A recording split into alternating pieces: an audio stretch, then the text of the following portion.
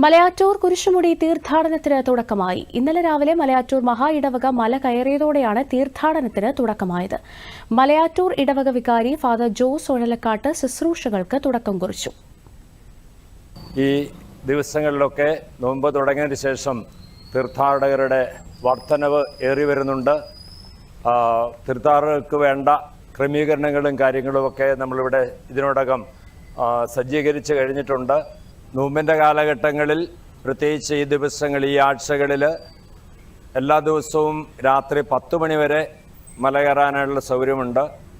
വെള്ളി, ശനി, ഞായർ ദിവസങ്ങളിൽ രാത്രി മുഴുവനും മല കയറാനായിട്ടുള്ള ലൈറ്റ് ക്രമീകരണങ്ങളൊക്കെ ഒരുക്കിയിട്ടുണ്ട്.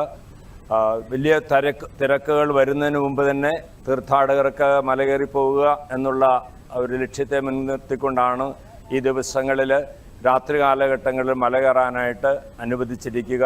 അതും തീർത്ഥാടകർ പ്രയോജനപ്പെടുത്തണമെന്ന് ഓർമ്മപ്പെടുത്തി.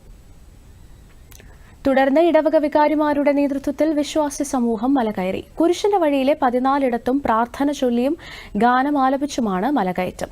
തീർത്ഥാടകർക്കായി വിപുലമായ സജ്ജീകരണങ്ങളാണ് ഒരുക്കിയിരിക്കുന്നത്.